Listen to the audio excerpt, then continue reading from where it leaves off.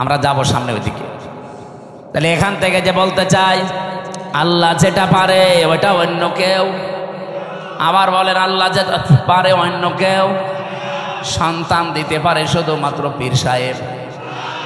কে?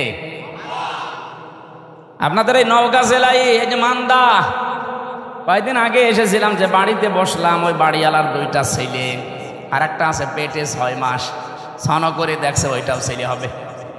পানি নিয়ে এসে বলছে হুজুর এমন পানি পড়বেন যেন এবার মেয়ে হয়। মনে হচ্ছে আমি ডাউনলোড করে নিয়ে এসেছি। আর বগুড়া গাবতলী তারেক জিয়া সাহেবের গ্রামে একবার গিয়েছিলাম গত বছর, এক লোক এসে বলছে হুজুরে আপেল ফুড়ি দিন। আমি সূরা ফাতিহা পড়ে ফু দিলাম, আমার কানের কাছে মুখ নিয়ে বলছে এমন আপেল পড়বেন যেন এবার ছেলে হয়। কেন? আমার বারবার মেয়ে হয়, তো এই জন্য আপনারা যে আমি আপেল পড়াচ্ছি, আপেল দিলাম ফেলে। আপেল কই? ফেলে দিয়েছে। আরে ভাই আপেল পড়ে যদি ছেলে হইতো আমার 3টা মেয়ে হইতো না? ম্যাডামেরা শুধু আপেল খাওয়া। কি বিশ্বাস দেখেছেন হুজুরের উপরে? এই বিশ্বাসটা যদি আল্লাহর উপরে 100 ভাগ করতো, আমার মনে হয় আল্লাহ দিলে দিতে পারতো। আমি পারবো? আমি পারলে আমারটা পারতাম না? মেয়েরা যারা এসেছেন, এক কথায় শিরিক যেন জীবনে না ঢোকে। আল্লাহ যেটা পারে পৃথিবীর অন্য কেউ। একেবারে নির্ভেজাল থাকা লাগবে। আপনি আমল কম করেন, নামাজ রোজা জিকির আজকার একটু তো হালকা পাতলাও থাকে, কিন্তু ইমানের ভেতরে যদি একেবারে নির্ভেজাল হন, শিরিক মুক্ত থাকেন, আমি গ্যারান্টি দিতে পারি আপনাকে আল্লাহ জান্নাত দিয়ে দেবে। কিন্তু একেবারে গাড়ি গাড়ি পাহাড় পরিমাণ ইবাদত করে বসে আছেন, শিরিক নিয়ে আল্লাহর কাছে গেলে, সূরা ফুরকান 19 নম্বর পারা 1ম নাম্বার পৃষ্ঠা 4 নম্বর লাইনে 23 নম্বর আয়াত, আল্লাহ পাক বলেন কাদিমনা ইলা মা আমিলু মিন আমালিন ফাজাআলনাহু হাবাআম মানসুরা। কোন মানুষ যদি শিরিক মিশ্রিত আমল নিয়ে আমার কাছে ধরা দেয়, ওটা তো দেখা দূরের কথা, ওর মুখের উপরে ধুলি কণার মতো নিক্ষেপ করব। যেন আমাদের জীবন যেন এরকম না হয়ে যায়। আমরা নিরাপত্তা চাই কার কাছে? শিরিক মুক্ত হওয়া লাগবে। বোঝা গেছে? 2 নম্বরে না, আপনারা শুনছেন, আমি একেবারে পয়েন্ট আকারে বলছি, এরপরও যদি মনে রাখতে না পারেন তো বাড়ি গেলে তো এক্ষুনি ভুলে যাবে, গলা শুকিয়ে যাচ্ছে। পানি বা একটু চা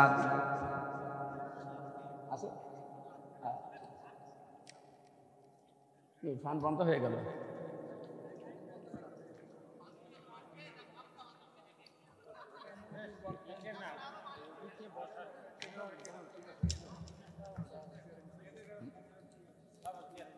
এটা দেবে, এটা দিলে তো এটা আবার আরো কিছু করা লাগবে, এটা ঝামেলা হবে। এটা দিলে আমার পায়ের নিচে দিলে দিলে আমার পা সামনে সামনে লাগছে, হ্যাঁ আমার চাপ লাগছে আরো বেশি। সুবহানাল্লাহ। এখানে একটু বেশি নড়াচড়া হয়, কি সমস্যা কি? হ্যাঁ জান, এখানে বসে পড়ো। সুবহানাল্লাহ আলহামদুলিল্লাহ লা ইলাহা ইল্লাল্লাহ লা ইলাহা ইল্লাল্লাহ মুহাম্মাদুর রাসূলুল্লাহ। নওগাঁবাসী 2 নম্বরে বলেছিলাম, আপনাদের হয়তো অনেকেরই মনে নেই, বিজুলমিন, জুলুমকে যদি আপনি মিশ্রণ না করেন। জুলুম কি?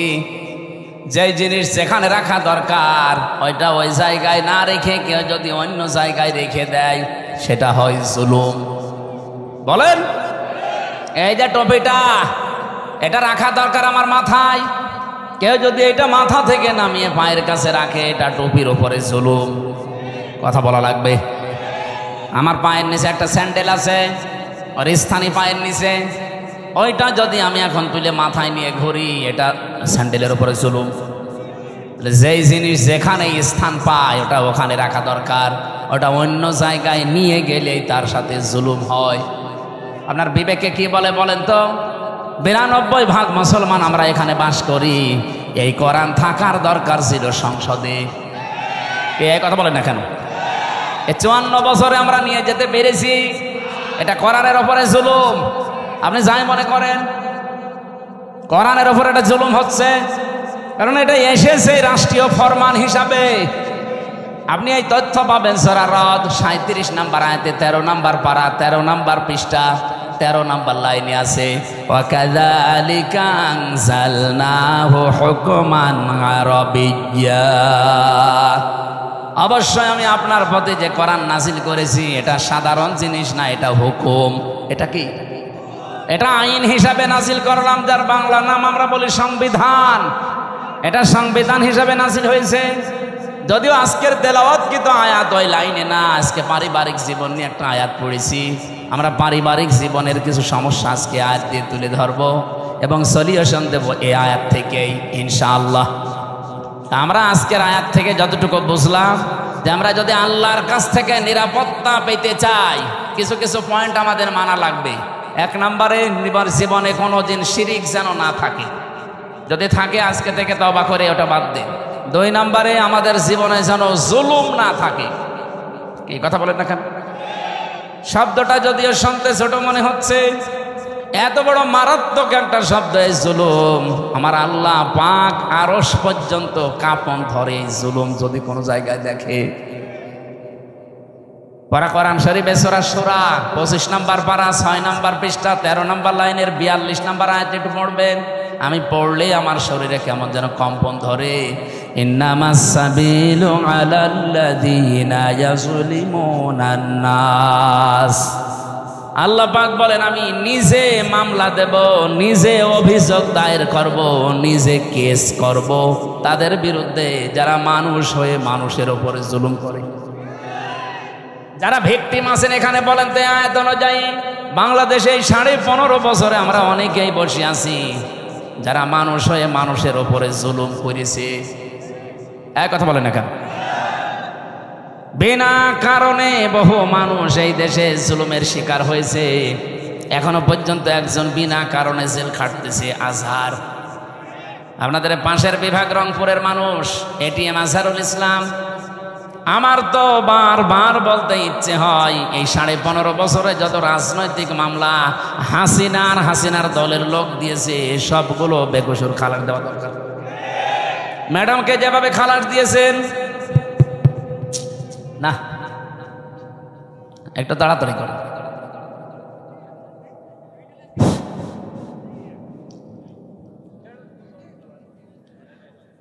সুবহানাল্লাহ আলহামদুলিল্লাহ লা ইলাহা ইল্লাল্লাহ।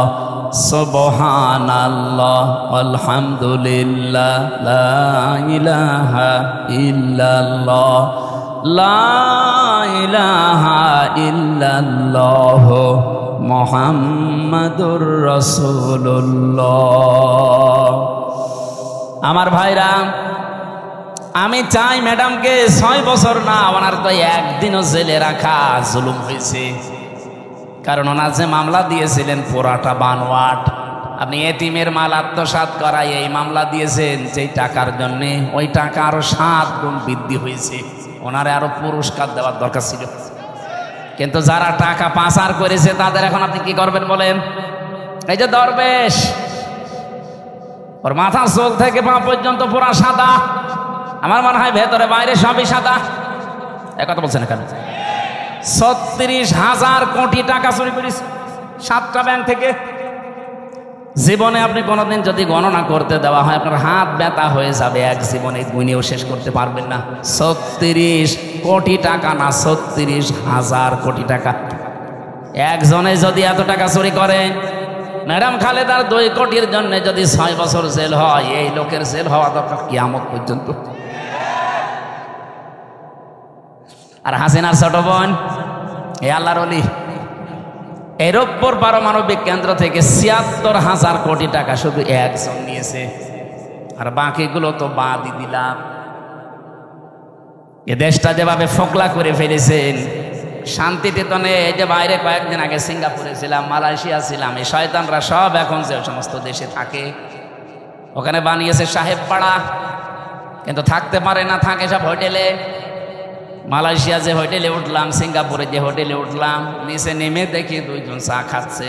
কি গো? হুজুর আমরা আগেই পালিয়েছি। ফাইলালেন কেন? আপনার না 620টা বাড়ি, ওই যে চট্টগ্রামের ওইটার ভূমি মন্ত্রী ছিল, 620টা বাড়ি বানিয়েছে শয়তান। একটা বাড়িতেও থাকতে পারে না, এখন থাকে হোটেলে, তাও চুরি করে। হুজুর দোয়া করবেন, তখন দোয়া বের হয়। আর ভালো লোকের কাছে দোয়া চাইছে। আমার মনে হয় 9 মাস যদি থাকতো আরো 200 বাড়ি বানাইতো। এক কথা বলেন না কেন? সব দর বাবার টাকায় বানাইতো। বলেন বলেন। এই জুলুম যা করেছেন, জুলুমের এখন আল্লাহ নিজে শোধ নিচ্ছেন আপনাদের উপরে।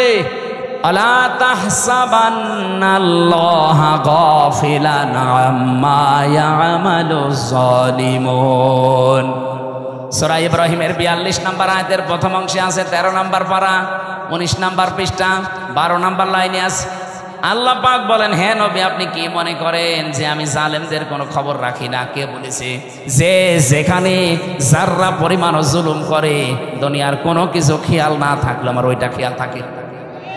আমি আমার একেবারে নজরে রাখি, জুলুমটা দেখলে আমি আল্লাহ নিজে। কারণ মাজলুমের বরদুয়ার আমার মাঝে কোনো পর্দা নেই, হিসাব নেই, ও শুধু বলতে দেরি, পৌঁছাতে দেরি হয় না। হাদিসে কুদসি এটা, ইত্তাকি দাওয়াতাল মাজলুম ফাইন্নাহা লাইসা বাইনাহু ওয়া বাইনাল্লাহি হিজাব। হে পৃথিবীর মানুষেরা, মাজলুমের বরদুয়া থেকে বেঁচে থাকবা, কারণ মাজলুমের বরদুয়া আর আল্লাহর ভেতরে কোনো হিজাব, পর্দা থাকে না। আমি রিমান্ডে আমার আগে ছাত্র দলের এক ভাইকে নিয়ে গেল। এই যে জুলুম আমি নিজে দেখেছি, রিমান্ডের নামে যে টর্চার করেছিল এই শয়তানগুলো আমাদের উপরে, এটা আমি বসতে পারি না কেন? 11 ঘন্টা আমারে টাঙিয়ে রেখেছে, চোখ বেঁধে মাজায় দড়ি দিয়ে। এরপর থেকে আমার মাজাও ব্যথা, পিঠেও ব্যথা। বসতে গেলে, শক্ত জিনিসে বসলে 10 মিনিটের ভেতরে ব্যথা শুরু হয়। আমার আগে ওনার পাশের রুম থেকে, সেল থেকে নিয়ে গেল, চোখ বেঁধে কালো কাপড় দিয়ে, পেছনে ডান্ডা বেড়ি, হ্যান্ডকাপ লাগিয়ে ডান্ডা বেড়ি দিয়ে আস্তে আস্তে টেনে নিয়ে যাচ্ছে। ভালো মানুষ নিয়ে গেল। আসার সময় দেখি ও মা ও বাবা বলে চিল্লাচ্ছে। আসার পরে দেখি এইগুলো একটাও নখ নেই, শুধু সাদা লাগছে। সাদা এমনি হয়নি, এই হাত এভাবে চেয়ারের সাথে বেঁধে দেয়। আমারে দেখিয়েছিল ওই যে নখ যেগুলো দিয়ে তোলে, আমারে বলছে হুজুর আমরা এটা দিয়ে নখ তুলি। হাতের সাথে ক্লিপ লাগিয়ে দেয়, গলার সাথে একটা বেল্ট লাগিয়ে দেয় চেয়ারে, আপনি নড়তে পারবেন না। শুধু একটা মাত্র টিপ দেবে, 1 মিনিটে আপনি 120 বার ঘুরবেন। এমন সিস্টেম করা আছে, ওই মেশিনটা শুধু হাতে আর পায়ের সাথে লাগাবে। এগুলো জেলা থানা শহরে না, এগুলো পাওয়া যায় বিভাগীয় শহরে, এবং বিশেষ করে কাউন্টার টেররিজমে ডিবি অফিসের নিচতলায় মাটির নিচে যে ঘর আছে, আপনার বিশ্বাস যদি এখন মনে হয় নেই, এগুলো আমি নিজে দেখেছি রিমান্ডে থাকাকালীন। একটা শুধু টিপ মারে, এক টিপে আপনার নখ যতগুলো আছে সব খুশি চলে আসে। আরে ভাই, নখ খসে গেলে ছেড়ে দে না, ওর ওপর আবার লবণ ছিটিয়ে দেয়। ছাত্র দলের ওই ভাইয়ের এই যে নখগুলো যে সাদা সাদা, এমনি না, নখ তুলে নেওয়ার পরে ওর উপরে মোল্লা সল্ট সাদা ধবধবে লবণ ওটা ছিটিয়ে দিয়েছে, তখন সাদা লাগছে। এই জন্যই তো এরকম চিৎকার মারছিল। আমার যে অফিসার নিয়েছিল সঞ্জয় দত্ত হিন্দু, এ বেটা বলছিল আমি নিজে শিবিরের যে সাবেক কেন্দ্রীয় সভাপতি দেলাওয়ার, এ ঠাকুরগাঁও বাড়ি, ওরে আমরা ফুটবলের মতো লাথিয়েছি। ওর হাতের পায়ের নখ সব তুলে নিয়েছে। এই যে জুলুম গুলো যারা করেছিলেন, মানুষ জুলুম করে একটা টার্গেট নিয়ে। আমি আয়াতের তাফসিরে একটা ঘটনা পড়েছি, সাদ্দাত বাদশাহ, এর নাম শুনেন? এই লোকটা, তার স্বপ্ন সাদ ছিল আমি দুনিয়ায় জান্নাত বানিয়ে নিজে উদ্বোধন করব।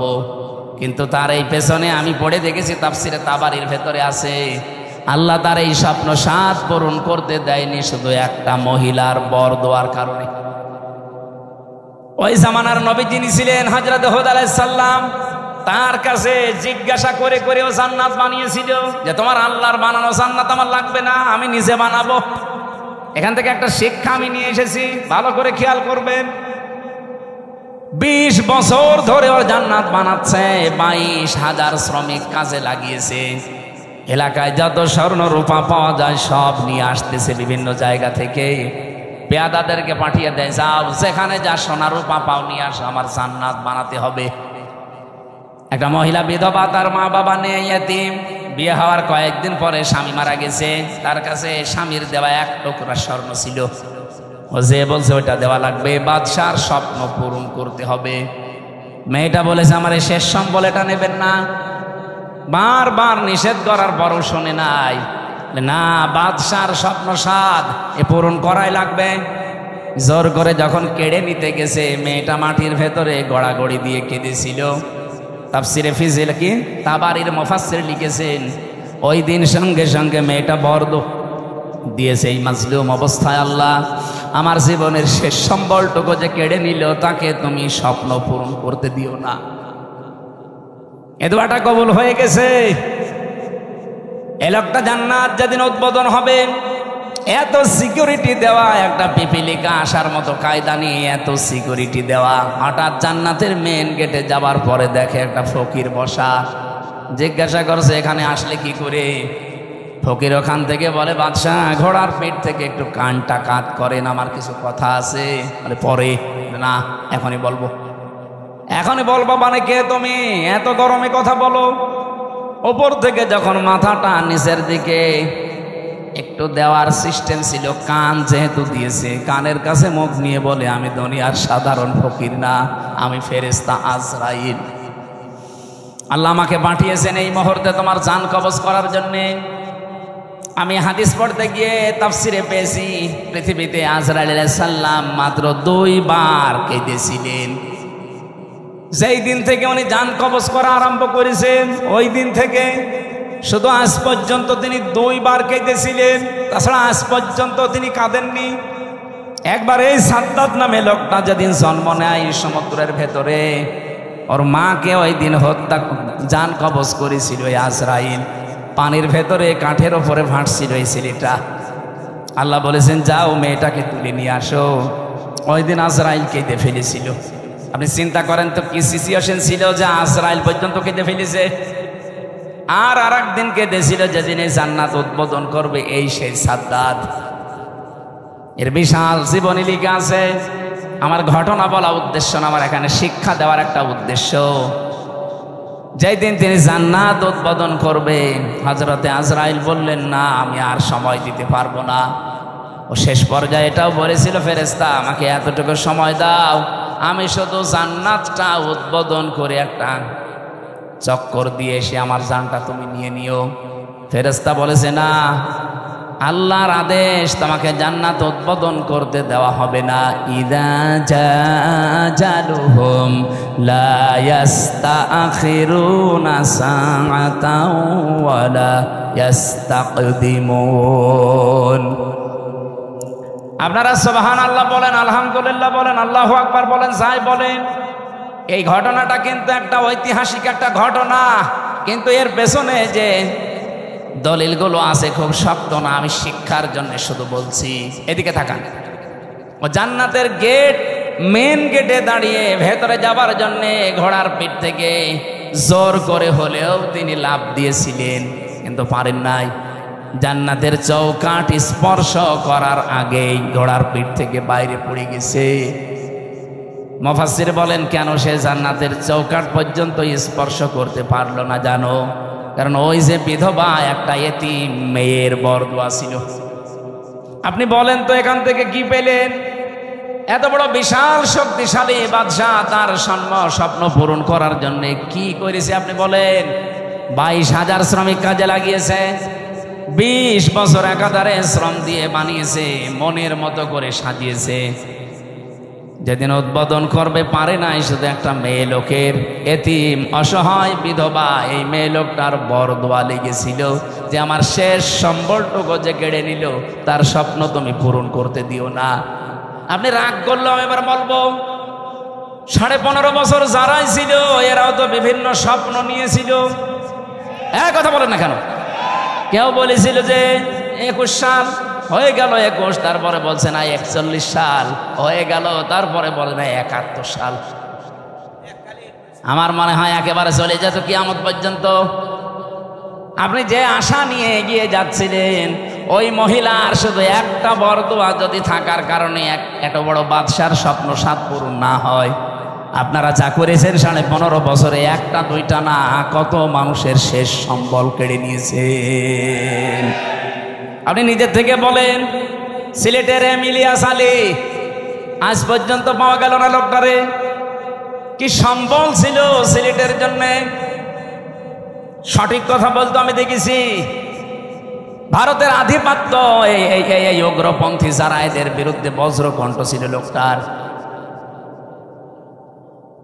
কিন্তু তাকে আজ পর্যন্ত পাওয়া গেল না। তার পরিবারের তার ছোট্ট মেয়েটা, আমি দেখেছিলাম ওই দিন হাসিনার কাছে যেদিন যায় বলে আমার বাবাকে ফিরিয়ে দেন, কি মায়া কান্না করছিল যে না আমি দেখতেছি, অথচ ওই সময় তার মেরে ফেলেছে। এত বড় নাটক আপনি করলেন। আমি ওই দিন ওনার চোখে পানি দেখিনি, কিন্তু সান্ত্বনা দেওয়া দেখেছি। আগস্টের 5 তারিখে ওনার চোখে আমি পানি দেখেছি। আমার এই ছোট্ট জীবনে ওনার দিকে আমি যতবার তাকিয়েছি, এই একবার শুধু কান্না দেখলাম। এর আগে জীবনেও কোনোদিন কে দিয়েছে বলে আমি দেখিনি, শুধু একটু কান্নার ভান করেছি। আপনার পেছনে আপনার এই চেয়ারের সাথে কত মানুষের হাহাকার লেগে আছে আপনি জানেন। আমার মেয়েটার পিছন ভ্যান ধরে ঝুলছিল, এরপরও আপনার মন গলে নাই। 7 মাস আমি ওকে রেখে এসেছিলাম, বাড়ি যেয়ে দেখি একবারে ও 3.5-4 বছর হয়ে গেছে ওর বয়স। কারণ আমি একবারে 3 বছর কতদিন পরে বাড়ি থেকে গেলাম জেল থেকে। ও নিজেও আমারে চেনে না। যেদিন আমি জেল থেকে বাড়ি গিয়ে নিচতলায় দাঁড়িয়েছি, ওই ছোট মেয়েটা আমারে বলছে, হুজুর আমাদের বাড়ি আসে। ও মনে করছে এরকম হুজুর বহু আসে 3 বছরে, এটা মনে হয় হুজুরই হবে। আমি যে ওর বাবা, ও জানে না, কারণ এই 3 বছরে তো জীবনে ওরা দেখিনি আমি। আমার সাথে দেখা সাক্ষাৎ পর্যন্ত, আমার যোগাযোগ পর্যন্ত বিচ্ছিন্ন ছিল। আমার আর মাওলানা মামুনুল হক আর তারেক জিয়া সাহেবের বন্ধু গিয়াসউদ্দিন মামুন ভাই, এই 3 জনের দিকে সিসি ক্যামেরা তাক করে রেখেছিল। 24 ঘন্টা আমাদের সাথে কেউ যেন না তাকায়, কথাও কেউ যেন না বলে। ভাই ওরা সব স্বরাষ্ট্র মন্ত্রণালয় থেকে বসে বসে দেখতো। ওই যে বুড়ো শয়তানটা স্বরাষ্ট্রমন্ত্রী যেটা, ওটা ওখান থেকে মনিটরিং করতো, দেখতো আমাদের সাথে কেউ কথা বললে, রিপোর্ট দিলে তার চাকরি শেষ। সিসি ক্যামেরার আওতার বাইরে থেকে দাঁড়িয়ে ওই মুখ নাড়িয়ে নাড়িয়ে দেখতাম আমার সাথে কথা বলতো কারারক্ষীরা। সবচাইতে বেশি কষ্ট দিয়েছে গিয়াসউদ্দিন মামুন ভাই রে, আর অপু সাহেব রে, তারেক জিয়া সাহেবের পিএসকে। বিশেষ করে অপু ভাই জীবনে আমার সে উপকার করেছে জেলখানার ভেতরে, আমি জীবনেও ভুলতে পারি না। যেখানেই যাই, বিশেষ করে তাহাজ্জুদের নামাজের পরে আমার ওনার নামটা এমনি মনে চলে আসে, আল্লাহ অপু মিয়াকে তুমি মাফ করে দিও, বলেন আমিন। উপকার যে করেছে আমি কৃতজ্ঞতা স্বীকার করি তার। বলেন তো, আমি একটা ছোট মানুষ, ওই সময় আমার 30 বছর বয়স ছিল, এখন নাই 33। কি করেছিলাম এত আমি, যে আমাকে এত শাস্তি দেওয়া লাগবে আপনার? 3টা বছর আমি জানি না যে বাইরে কেউ বেঁচে আছে না মরে গেছে। পরে বের হয়ে শুনছে আমার দাদা মরে গেছে, আমার আপন দাদা, যে আমাকে মাদ্রাসায় পড়িয়েছিল। আমি শুনলাম আমার চাচাতো এক ভাই ছিল, সে মরে গেছে। আমার একটা শালা ছিল, সেও মরে গেছে, চাচাতো শালা। আমার নানি বেঁচে ছিল, উনিও মারা গেছে। আমার নানা ছিল, উনিও মারা গেছে। একটাও আমি জানিও না, কারণ আমার কাছে কেউ খবর দিত না। ভয়ে আসবে কি করে? সিসি ক্যামেরা দেখলেই তার পরের দিন আবার পানিশমেন্ট দিত। ওই দূর থেকে মুখ নাড়িয়ে হাতের ইশারায় বলতো যে আপনার অমুকে অমুক। মানে আমি বুঝতাম যে হয়তো কেউ মরে গেছে আজকে। নিজেকে আপনি এই জায়গায় একটু দাঁড় করিয়ে বলেন তো, কে কড়াকড়ি করতো আমার সাথে? এই জুলুমটা করে আপনি কি পেলেন? এখন তো নিজেই দেশান্তরিত হয়ে বসে আছেন। কি কথা বলছে না কেন? জুলুম করবেন না কারো উপরে, এটা আল্লাহ জীবনও সহ্য করে না। এত বড় নিকৃষ্ট একটা জিনিস, এত বড় বাদশার শুধু একটা মাজলুমের বরদোয়ার কারণে তার জান্নাত উদ্বোধন করা দূরের কথা, চৌকাঠেও আল্লাহ পা দিতে দেয়নি। আর আপনি বিশাল স্বপ্ন সাদ নিয়ে বসে আছেন এত বড় বড় জুলুম করে। কত মানুষকে আয়না ঘরে রেখে তার জীবন শেষ করে দিয়েছেন। রিমান্ডে আমার যে মাটির নিচে নিয়েছিল যে ঘরে, ওরা নিজেরাই বলতো যে পাশ দিয়ে যেটা দেখতে পাচ্ছেন এই ড্রেন, এর ভেতরে কত মানুষকে আমরা কারেন্টের শক দিয়ে মাছের খাবার বানিয়ে দিই। এরকম অবস্থায় আপনি কি দিক দ্বারা ঠিক থাকবে আপনার? এরপরে আমার বলছে আপনাকে যা বলতে বলি এটা যদি ম্যাজিস্ট্রেটের কাছে না বলেন আপনার বউ তুলে নিয়ে আনবো। আপনি কত বড় ইমানদার যে এই সময় ঠিক থাকতে পারবেন বলেন? এই শেষ পর্যায়ে 10 দিন একাধারে অত্যাচার করার পর আমার মাথার চুল থেকে পায়ের তালু পর্যন্ত 1 ইঞ্চি জায়গা বাকি নেই যেখানে টর্চার করে নাই। শেষ পর্যন্ত আমার সহ্যের বাইরে চলে যাওয়ার পরে বললাম যান, যা বলবেন বলেন, আর কি করেন। যে বলছে আপনার বউ তুলে নিয়ে আনবো, তখন আর কিছু বলা যায়? আর কারণ ওদের তো চরিত্র নেই, তাই তুলে নিয়ে আসে। বারবার চিন্তা হচ্ছিল বাচ্চাটার বয়স কেবল 7 মাস, এই অবস্থায় তুলে নিয়ে আসলে তো বাচ্চাটাও নিয়ে আসবে। আর যেখানে আমারে রাখে এত বড় বড় মশাই আমার কামড় দেয়, ওরা আসলে এমনি মশার কামড়ে মরে যাবে। এই জন্য বললাম যে যান স্যার, যা ভাল লাগে করেন, আপনারা যা বলতে বলেন আমি বলবো। সব জামাত ইসলামের বিরুদ্ধে, শিবিরের বিরুদ্ধে। আর আমি আকিস গ্রুপে চাকরি করতাম, আকিস গ্রুপের বিরুদ্ধে এই কথাগুলো লিখে নিয়েছে, অথচ একটা কথাও আমার না। ওরা 10টা পয়েন্ট লিখে আমার সই করে বলছে হুজুর সই করেন আপনারা ছেড়ে দেব। তখন আমি 164 বুঝতাম না, সই করে দিলাম ম্যাজিস্ট্রেটের সামনে। পরে শুনছি ওইটা লিখে নিয়েছে এই যে কায়দা কৌশল করে প্রতারণা। আল্লাহরও বিচার আছে। 10 দিন পরে আমি যে জেলে যেয়ে দেখি ওই ম্যাজিস্ট্রেট যেটা আমার সই করেছিল প্রতারণা করে মিথ্যা বলে, ও দেখি জেলখানায়। কি গো হুজুর আমার বউ আমারে মামলা দিয়েছে, ঠিক করিস সই, যৌতুকের মামলা দিয়েছে। এই জুলুমগুলো যারা করেছিলেন, এই জুলুমের কারণে আল্লাহ রাব্বুল আলামিন জালেমদের স্বপ্ন সাধ পূরণ করতে দেয় না। যে যত বড় বড় আশা নিয়ে রেখেছিলেন, একটা আশাও কিন্তু জালেমদের পূরণ হয়নি। আর সামনে যদি কেউ জুলুম করে তার আশাও পূরণ হবে। আরো জোরে বলেন হবে না? তা আল্লাহর গ্যারান্টি কয়েক জায়গায় পেয়েছি আমি। এটা 1 নম্বরে পেয়েছি সূরা ইব্রাহিমের ভেতরে, 2 নম্বরে সূরা শুরার ভেতরে, 3 নম্বরে সূরা আনামের ভেতরে। যারা জুলুম করে আমার আল্লাহ তাদের সেদ কেটে দেয়, ওদের স্বপ্ন সাত পর্যন্ত আর যেতে পারে না। কোরআনে কারীম জানিয়েছে, সূরা আলে ইমরানের ভেতরে আছে, ইন্নামা নুমলি লাহুম লিয়াজদাদু ইসমা ওয়া লাহুম আযাবুম মুহিন। অবশ্যই মানুষের পাপ যখন সীমা ছাড়িয়ে যায়, সীমা লঙ্ঘন করে ফেলে লোকটা, তখন ওই লোকটার জন্য অপমানজনক শাস্তি আল্লাহ রেডি করে রাখে। নওগাঁবাসী, আমাদের জীবনে যেন এরকম কিছু সামনে না আসে। চেয়ারে কারা আসবেন আমরা জানি না, যারা আসবেন তারা যেন নিজের ওপরে, পরিবারের ওপরে, সমাজের ওপরে, রাষ্ট্রের ওপরে, জনগণের ওপরে জুলুম করবেন না। কথা বলেন না কেন? বারবার বলছি, আহ্বান জানি, এটা রেকর্ড হচ্ছে, সারা দেশ চলছে। যারা আসবে জুলুম করবেন না। 15 বছরের শিকড় যদি কেটে ফেলতে পারে আল্লাহ, 5 বছর যদি জুলুম করেন না, 5 বছর পরে আপনার বাড়ি ঘরও কিন্তু এই জালেমদের মতো শ্মশান হয়ে যাবে। আপনি দেখেন জালেমদের বাড়ি ঘরের দিকে তাকিয়ে, সব এখন ওজার গৃহ পড়ে আছে, জনশূন্য, কেউ আর ওর কাজ দিয়েও যায় না। সেটা আমি কিশোরগঞ্জ থেকে আসার সময় ড্রাইভারকে বললাম এই বাড়ির সামনে একটু দাঁড়ান, ওখানে উপরে লেখা দেখছি, ওই সাইনবোর্ডটা আছে কেন্দ্রীয় কার্যালয়, জেলা কার্যালয়। আমি নাম নিলাম না, বললাম এখানে দাঁড়ান তো একটু দেখি। ভেতরে একটু তাকিয়ে দেখি 4-5 জন প্রসাব করছে, কেউ এদিকে কেউ এদিকে কেউ এদিকে, মনে আছে জামাত বদ্ধ টয়লেট চলছে। অথচ আগস্টের 5 তারিখের আগে এই বাড়িটা কত জমজমাট ছিল, এই অফিসটা।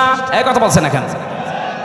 ওর পাশে নাকি টর্চার সেলও বানিয়ে রেখেছিল, ওদের বিরুদ্ধে কেউ গেলে তাকে টর্চার পর্যন্ত করতো ওই জায়গায়। অথচ আজ নীরব হয়ে পড়ে আছে, এখন পায়খানা হয়ে গেছে। আজকে আসার সময় কে যেন বলছিল কেন্দ্রীয় কার্যালয় যেটা ওই জালেমদের, ওইটাও নাকি এখন টয়লেট হয়ে গেছে। ওটা এখন নাকি জেনার কারখানা। রাতের বেলা গিয়ে নারী পুরুষ ওখানে নাকি অনেকে জেনা করে, বলেন নাউজুবিল্লাহ। কোরআনে কারিমে আছে, কোন জায়গায় যদি জুলুম হয় ওই জায়গা পর্যন্ত আল্লাহ অভিশপ্ত করে দেয়। এই জন্য আমরা আবার বলছি ভাই, জীবনে আর যাই করেন যেন জুলুম করবেন না। আল্লাহ রাব্বুল আলামিন এই পৃথিবীতে যত জায়গায় জুলুম করা নিষেধ করেছেন তার অন্যতম এখানে একটা জায়গা আছে।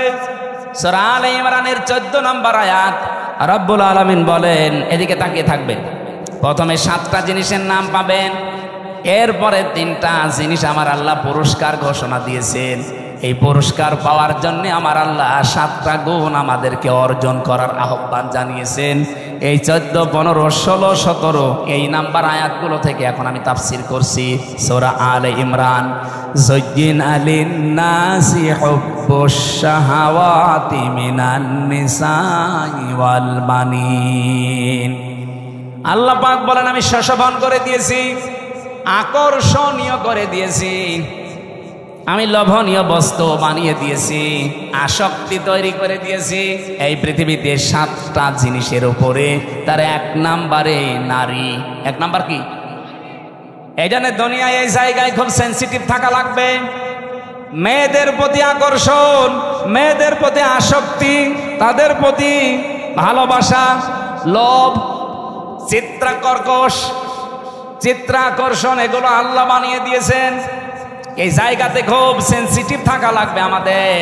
বিশেষ করে এখন যে তথ্য প্রযুক্তির যুগ চলছে, মোবাইলে যারা কথা বলেন বিভিন্ন জায়গায়, ইমোতে বলেন, হোয়াটসঅ্যাপে বলেন, মেসেঞ্জারে বলেন, আর যাই বলেন না কেন খুব সাবধানে কথা বলবেন, কারণ আপনার প্রতিটা কথা কিন্তু রেকর্ড করা হচ্ছে।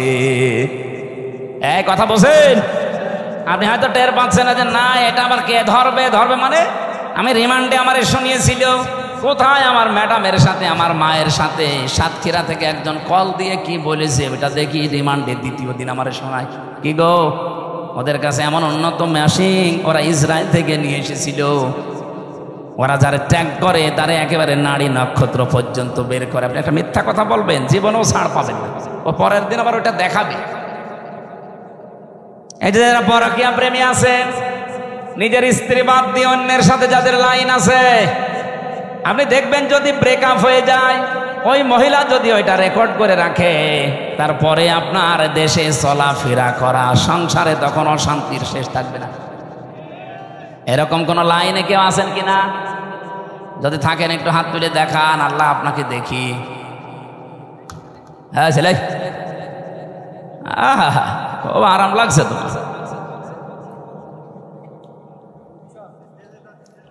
না ধরা খাবেন কিন্তু।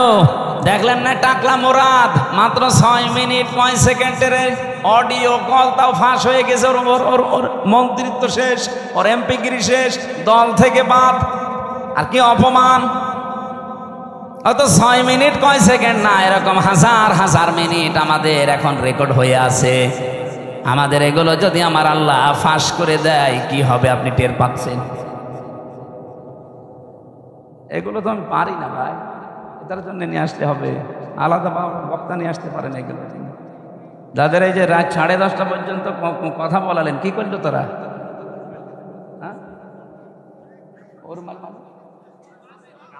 ও গামছা, তো এখন আমি আয়াত শুরু করছি, এটা দিলে হবে মানুষ?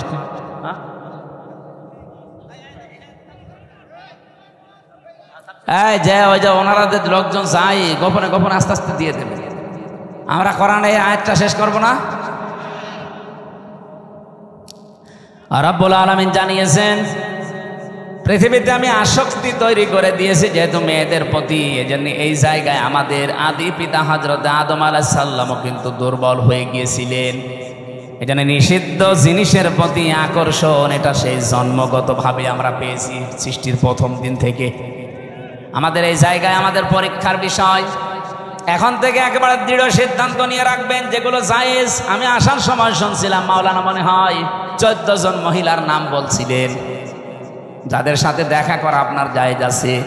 মোবাইলে যদি পারতপক্ষে কথা বলা লাগে 14 জনের সাথে বলবেন। এর বাইরে যদি কেউ কল দেয়, ওটা যদি জিবরাইলের খালাতো বোন হয়, তারপরও বলবেন আপনার সাথে কথা নেই।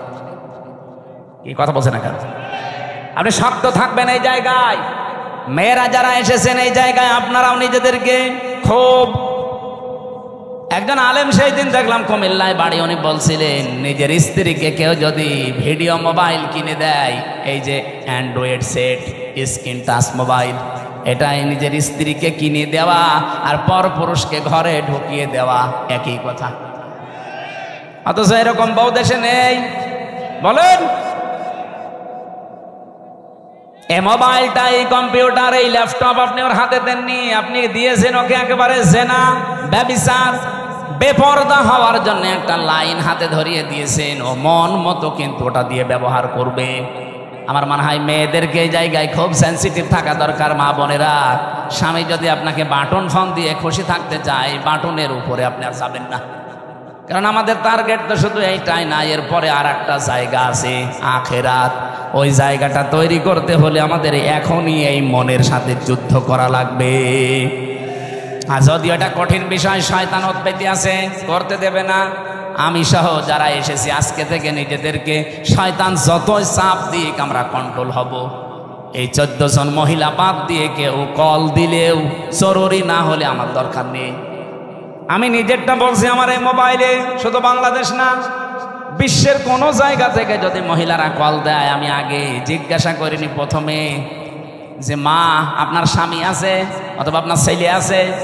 আজকে এই যে ইন্দোনেশিয়া থেকে, মালয়েশিয়া থেকে 3 জন মহিলা কল দিয়েছিল হোয়াটসঅ্যাপে আর মেসেঞ্জারে। আমি প্রথমেই তাকে মেসেজ লিখে জিজ্ঞাসা করছি, কে আপনি, আপনার স্বামী আছে অথবা সন্তান আছে?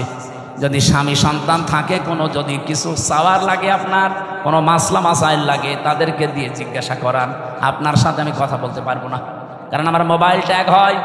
আপনার সাথে আমি কি কথা বলতে যে কি কথা বলবো ওইটা রেকর্ড করে আপনি ছেড়ে দেবেন, তখন মানুষ বলবে হামজা গেল গেল। হ্যাঁ, কথা বলছেন না? আমার সাথে তো চোখের মতো লেগে আছে সব। আর খুব জরুরি যদি নাছড় বান্দা হয়, মেসেজ দেয় যে না আমার খুব দরকার, ওই আমার পাশে যে মাওলানা হুসাইন আহমেদ থাকে ওর কাছে বলি যে তুমি বলো যে আমি হামজা বলছি, যা বলার বল। ও মনে করে যে হুজুরি বলছে, যা বলার বলে। ফতুয়া শুধু আমারে জিজ্ঞাসা করে, মাসলা যদি কোরআন হাদিস কেন্দ্রিক হয় বলি যে এইটা এইটা জান। আজকে সকাল 11টায় এসেছে ভারত, বসিরহাট থেকে 2 জন স্বামী আর স্ত্রী। ওরা যদিও বলছিল যে হুজুর বিষয়টা গোপন রাখবেন, আমি শিক্ষার জন্য বলছি। ওই লোকটা তার দ্বিতীয় বউ নিয়ে এসেছে। প্রথম বউটার কাছে অনুমতি নেয়নি, দ্বিতীয় বিয়ে করেছে গোপনে 8 বছর বিয়ে করে। একটা ছেলেও আছে 8 বছরের, 4 বছরের, মানে ছেলে সহ বিয়ে করেছে। 4 বছর বয়স ছিল ছেলেটা, আর 8 বছর বিয়ে করেছে। এখন বয়স হয়ে গেছে। নিয়ে আসার পরে বড় বউ রাখছে, না এই বউ যদি থাকে আমি তোমার ভাত খাবো না, এই বউ বাদ দেওয়াই লাগবে। এটা আমাদের বাংলাদেশ, ভারত, পাকিস্তান এই সমস্ত দেশে একটু সমস্যা। কারণ দ্বিতীয় বিয়েকে মানুষ খারাপ মনে করে, আর মনে করো চরিত্র খারাপ, এই জন্য বিয়ে করেছে। অথচ চরিত্র ঠিক রাখার জন্য যার একটা বিয়ে করেছে এটা কেউ বলে না। আর এটা একটা যে জায়েজ কাজ, তারপরও আমরা ঘৃণা করি, খারাপ ভাবি। কে এই এলাকায় নেই? যত ভালো বউ নিয়ে বাস করেন আর একটা বিয়ে করে দেখেন গোপনে, আপনার 14 গোষ্ঠী উদ্ধার করবে। অথচ এটা যে একটা জায়েজ কাজ, আল্লাহর নির্ধারিত বিধান। এই যে নারী কমিশন যে রিপোর্টগুলো দিয়েছে তার ভেতরে এইটা একটা। তারা বলছে না বিয়ে যে পুরুষেরা একাধিক বিয়ে করে এটা মহিলাদের প্রতি বৈষম্য। এক মহিলাও 4টে বিয়ে করবে। এক মহিলা 4টা বিয়ে করলে যদি সন্তান হয় কোন বাপের পরিচয় দেবে? এই কথা বলছে না? ওরা যে রিপোর্টগুলো দিয়েছে একটাও মানুষের রিপোর্ট না। আমার মনে হয় সবগুলো মেয়াদ উত্তীর্ণ গাঁজা খেয়ে রিপোর্ট দিয়েছে। কারণ মেয়াদ আলা গাঁজা খেলে মানুষ এই কথা বলে না। আমার কুষ্টিয়ার লালনের মাজারে তো মানুষ গাঁজা খায় দেখি, ওরা মেয়াদ আলা গাঁজা খায়, এই জন্য ওরা এত বেশি উল্টা পাল্টা বকে না। আর এই মহিলাগুলো সব মেয়াদ উত্তীর্ণ গাঁজা খেয়েছে, এই জন্য কোরআনে কারিমের উপরে হাত দিয়ে তারা ভুল ধরছে। উনি আমারে বলছিল আমার বউ, ছোট বউটা আমি সাথে করে নিয়ে এসেছি আজকে। আমি বললাম নিচে বসান। ওই যে 2 জন ছিল আমার সাথে। কি মাসলা জিজ্ঞাসা করতে চান বলেন? যেহেতু স্বামী আপনার সাথে আছে অসুবিধা নেই। স্বামীটা বলছে আমার বড় বড় যন্ত্রণায় সহ্য করতে না পেরে আমি শেষ পর্যন্ত আমার এই বউটাকে এক মজলিসে 3 তালাক দিয়েছি। কথা বুঝতেছে? এখন ফতোয়া দেন তো, আমি এই বউকে রাখবো না ছেড়ে দেব? আমি 2টা মত বললাম যে আমার দেশে আবু হানিফা রহমতুল্লাহ আলাইহির মত অনুযায়ী আমরা চলি বেশি, নাকি আমাদের এই উপমহাদেশে অধিকাংশ আমরা আবু হানিফার মত অনুযায়ী চলি বেশি। আমাদের মাযহাব অনুযায়ী নিয়ম হচ্ছে এক জায়গায় এক বৈঠকে 3 তালাক দিলে তালাক হয়ে যাবে। এখনো যে 3টা ইমাম আছে, অন্যান্য আরো আলেমদের মত আছে, সে মত আমি নিজেও মানি না, কিন্তু আমি ওই মতগুলো শ্রদ্ধা করি। এই জিনিসটা আমাদের নেই, এই জন্য ইসলাম আজ পিছিয়ে যাচ্ছে। আমি আলেমদেরকে বলছি, আপনি অন্যের একটা মত মানেন না, ঠিক আছে, কিন্তু তার মত এটা শ্রদ্ধা করা লাগবে। ইমাম আবু হানিফা রহমতুল্লাহ আলাইহির সাথে অন্যান্য ইমামদের মত একেবারে পুরা উল্টা। ইমাম আবু হানিফা জানিয়েছে সূরা ফাতিহা যদি নামাজে কেউ পড়ে তার নামাজই হবে না। ইমাম শাফি বলছে, ইমাম শাফি রহমতুল্লাহ আলাইহি বলেন নামাজের ভেতরে যদি কেউ সূরা ফাতিহা না পড়ে তার নামাজই হবে না। এটা পুরা উল্টা না? বলেন বলেন। একজন বলছে হবেই না, আর একজন বলছে না পড়লে হবে না, পুরা উল্টা। কিন্তু তারা মতটা শ্রদ্ধা করতো। কোনো দিন আপনি তাদের ভেতরে কোনো বিদ্বেষ, হিংসা, অহংকার, মানি না এ কথা ছিল না। উনি বলতো এটা আমার মত, মানলে মানেন, না হলে ওনার মতটা আমি শ্রদ্ধা করি, কিন্তু আমি ওইটা মানি না। আমি আল্লাহর ওই বান্দা বসিরহাট থেকে যারা এসেছিল আজকে বললাম যে ভাই আপনি মুসলমান, আপনারা তো বিপদে আছেন ভারতে। বলছে হ্যাঁ খুব বিপদে আছি। আপনার এই বউটাকে এখন 2টা মত আছে, আপনি যে মত অনুসরণ করে চলেন ওইটা মেনে চলেন। আমাদের মাযহাব অনুযায়ী এই নিয়মটা যে আপনার বউ যেহেতু তালাক হয়ে গেছে অন্য আরেকজনের সাথে বিয়ে দেবেন, সে সংসার করার পরে ইচ্ছা করে ছেড়ে দেবে, তালাক দিয়ে দেবে, 3 মাস 10 দিন পরে আপনি তারপরে বিয়ে করে ফেলবেন, এইটা একটা নিয়ম। আর একটা মাযহাব আছে, ওটা এক বৈঠকে বা 1 মাসের ভেতরে যদি 1,001 কোটি 12 তালাক দেন 1 তালাক হবে। তাহলে ওইটা আর একটা মত, ওটা 3 মাসে 3 হায়েজে 3 তালাক দেওয়া লাগে। ওটা যদি আপনি ওই মত অনুসরণ করে চলেন আপনি ওইটাও মানতে পারেন। এখন ওনারে বলে দিয়েছে আমি 2টা মত, উনি যেটা মেনে যেই মাযহাব মেনে চলে চলুক, আমার অসুবিধা নেই, আমি তো ওইটা মানি না, কিন্তু আমার শ্রদ্ধা করা লাগবে। আজ আমরা এই দেশে যারা বিভিন্নভাবে ইসলাম কায়েমের চেষ্টা করছি, এই যে যারা জামাত ইসলাম করে, তারা কথা শুনতে শুনতে 54 বছর পর্যন্ত আমরা দেখছি তাদের বিরুদ্ধে একটা মিথ্যা তহমত দেওয়া আছে যে এরা মওদুদীর অনুসরণ করে চলে। মওদুদী কি কোনো ফেকার ইমাম ছিলেন? বলেন বলেন। তো তাকে আমরা অনুসরণ করছি কি কি কোন বসে? তিনি দার্শনিক ছিলেন, তিনি রাষ্ট্র চিন্তা করতেন, রাষ্ট্র নিয়ে তিনি অর্থনীতি নিয়ে চিন্তা করতেন। এই যে ইসলামী ব্যাংকের যে থিওরি তিনি দিয়েছেন, সুদ মুক্তভাবেও যে ব্যাংকিং ব্যবস্থা চালানো যায়, এই যে জমি জায়গা যারা চাষ করে খান এখান থেকেও যে সুদ থেকে বাঁচা যায়। যারা এই যে 1 লাখ টাকা আমি এই ভাইরে দিলাম, 1 বিঘা জমি নিলাম, যতদিন আমি চাষ করে খাবো ততদিন জমি ফেরত দেওয়া লাগবে না, যখন টাকা ফেরত দেব তখন জমি ফেরত নিয়ে নেব। এটার নাম কি? এই যে বন্ধক, এটা জায়েজ আছে, অথচ এলাকায় বহু মানুষ মনে হয় আপনারা করেন না। না, এটা যদি জায়েজ করতেই হয় তাহলে কয়েকটা পদ্ধতি মানা লাগবে, নয়তো আপনার মায়ের সাথে জেনা করার গুনাহ হবে। যতদিন এই ভাইয়ের জমি আমি চাষ করে খাবো ততদিন এই যে সরকারকে টাকা দেওয়া লাগে খাজনা। 1 বিঘা জমিতে কয় টাকা ভাই? হ্যাঁ 75 টাকা আমার মনে হয়, 250 হয়ে গেছে।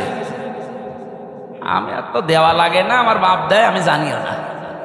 যাই হোক, 250 যদি হয় প্রতি বছরে বছরে এই সরকারের টাকাটা যে চাষ করে খাচ্ছে সে দেবে। আর যখন আমি ওনারে টাকা ফেরত দেব, জমি নিয়ে নেব, তখন কমপক্ষে 1 লাখ যদি হয় তাহলে 8 থেকে 10,000 টাকা কম নেওয়া লাগবে। বলে হুজুর এটাই লস হয়ে যায়। হ্যাঁ ভাই, লস হোক লাভ হোক আপনার দেখার দরকার কি? লাভ লসের মালিক কি আপনি না আল্লাহ? তো উনি যখন বিধান দিচ্ছে দেখবে, উনি 1 লাখ গরু বিক্রি না করে বাজার থেকে চলে আসতেছে, ডাকাতে ধরেছে, বলছে বাবাজি আমারে ধরে করবেন কি? আমি গরু বিক্রি করতে পারিনি, বেশি দাম হয়নি, এই জন্য মুখের ওপরে 2 থাপ্পড় দিয়ে বলছে বেটা বেয়াদব, বিক্রি করলি না মানে টাকা তো নেব আমরা, দাম কম হোক বেশি হোক তো দরকার কি? লাভ লসের মালিক কি আপনি? কে? উনি যে নিয়মটা দিচ্ছে এইটা মানে আশা করছে এখন থেকে এই সিস্টেম মেনে চলবেন। আর একটা নিয়ম আছে, এই যে খেয়ে দেয়ে শোধ, জমি দিলাম কন্টাক্ট, এটা জায়েজ আছে। আর একটা নিয়ম আছে 3 নাম্বার, আমি ওনারে 1 বিঘা জমি দিলাম, প্রতি বছরে বছরে উনি 2 মণ ধান বা 10,000 টাকা আমারে দিয়ে দেবে 1 বছরে, এটা জায়েজ আছে। কারণ এক বছরে 1 বিঘা জমি থেকে অন্তত 10,000 টাকা উপায় করা কোনো ব্যাপার না। এই এলাকায় তো আরো বেশি হওয়ার কথা, 3-4 বার লস হয়। ও জিনিসপত্রের দাম কমে গেছে এই জন্যে, তাহলে টাকাও কমিয়ে নেবেন। যদি দাম কমে যায় এভাবে তাহলে টাকাও কমিয়ে দেবেন। আমার ভাইরা, আমি যে কথা বোঝাচ্ছিলাম, সাইয়েদ আবুল আলা মওদুদী রহমতুল্লাহ আলাইহি, ওনার কাছ থেকে একটা থিওরি হয়তো জামাত ইসলাম নিয়েছে যে রাষ্ট্রে গণতান্ত্রিক পদ্ধতিতে ইসলাম কায়েম করা যায়। পদ্ধতিটা ভুল হতে পারে, সেখান থেকে একটা জিনিস শুধু ওনারা নিয়েছে। অন্যান্য যারা ইসলামী দলে আছে প্রত্যেকে এক একজনের কাছে থিওরিগুলো তারা নিয়েছে। আমাদের সবার মূল তো এক থাকা দরকার যে আমি অন্যের মত মানি না, কিন্তু তার মতটাকে শ্রদ্ধা করা লাগবে। এই জিনিস যতদিন বাংলাদেশের মানুষের ভেতরে না আসবে, এই দেশের দিন কায়েম হওয়া সম্ভব না। এই ছোটখাটো বিষয় নিয়ে মত পার্থক্য তৈরি হয়ে যাবে। এই জন্যে মানুষ যে এক জায়গায় হবে কি নিয়ে কি দিয়ে, সেই কথা সূরা আলে ইমরানের 64 নম্বর আয়াতে আল্লাহ ঘোষণা দিয়েছে, কুল তাআলাউ কুল ইয়া আহলাল কিতাবি তাআলাউ ইলা কালিমাতিন সাওয়াইম বাইনানা ওয়া বাইনাকুম আল্লা না'বুদা ইল্লাল্লাহ। আমার ওইদিকে বিষয় না, আমি একটা টাচ দিলাম। মেয়েদেরকে আল্লাহ যেহেতু আকর্ষণীয় করে বানিয়েছে, লোভনীয়, এর প্রতি একটা আসক্তি বানিয়ে দিয়েছে, এই জন্য আমাদের এই জায়গায় খুব সেন্সিটিভ থাকা লাগবে, সতর্ক থাকা লাগবে এদের বিষয়ে। মেয়ে লোককে আমার আল্লাহ পরীক্ষার সবচাইতে বড় বস্তু বানিয়েছে। শয়তান এদেরকে জাল হিসাবে ব্যবহার করে রাস্তায় নিয়ে আসে। এই জন্য মেয়ে লোক যখন বাড়ি থেকে বাইরে আসবে, সাজগোজ করে পারফিউম দিয়ে সেন্ট মেখে বাইরে আসা মেয়ে লোকের জন্য জায়েজ নেই, হারাম। বলেন নাউজুবিল্লাহ।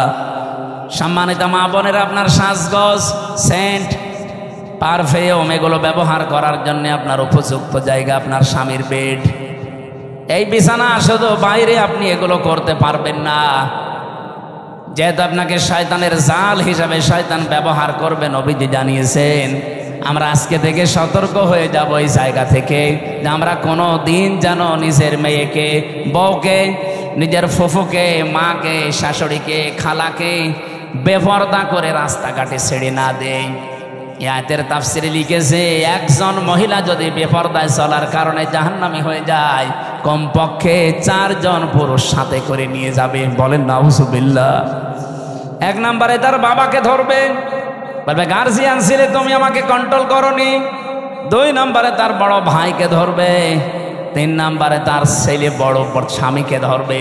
4 নম্বরে তার বড় ছেলেকে ধরবে। নওগাঁবাসী, একটু নিজের দিকে তাকিয়ে বলেন, হয় আপনি কারো বাবা হবেন, নাই কারো বড় ভাই হবেন, নাই কারো স্বামী হবেন, নাই কারো ছেলে হবেন। পর্দার এই বিষয়টা যদি হাসিয়ে খেলিয়ে যদি উড়িয়ে দেন যে আর কি, এতটুকু কি না, এটার জন্য যদি মহিলা দাজ্জুস হয়ে জাহান্নামে যায়, 4 জন নিয়ে গেলে আমরা যে কোনো একজনের ভেতরে পড়ে যাচ্ছি। আল্লাহ আমাদের হেফাজত করুন। মেয়েদেরকে যে মর্যাদা সম্মান